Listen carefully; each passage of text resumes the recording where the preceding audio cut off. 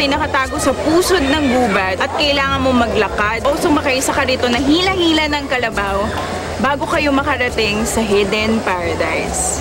Tukuran Falls feels like a hidden paradise as it's tucked away deep in the jungle.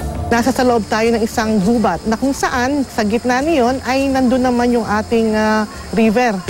Pagpunta dito sa Tukuran Falls, ito ay talagang medyo mahirap ang pagpasok kasi sasakay ka ng kangga or pwede ka maglakad. Dadaanan mo yung 6 na ilog. Mainit. Sigurado pagdating natin dun sa falls, sunog tayo lahat.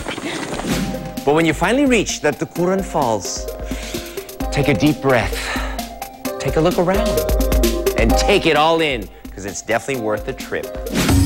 What do we expect to see in this multi-level paradise?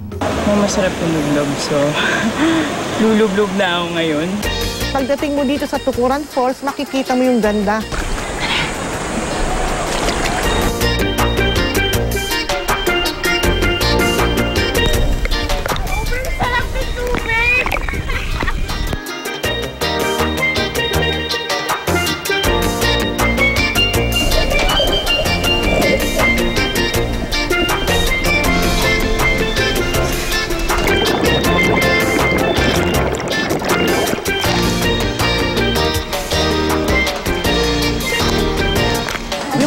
Level, makikita ninyo parang isang lagoon.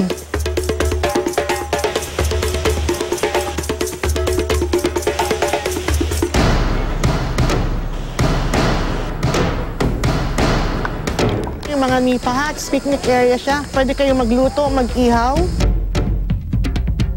And as you go up, makikita mo naman yung mga malalaking bato.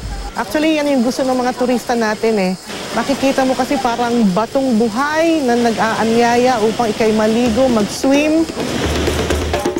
Doon mo rin makikita yung pinaka-main falls. May natural jacuzzi ka dito. Nakaka-relax siya kasi parang kang nagpapamasahe. Paakyat doon ay yung pa isang falls uli na puno pa rin ng magagandang bato.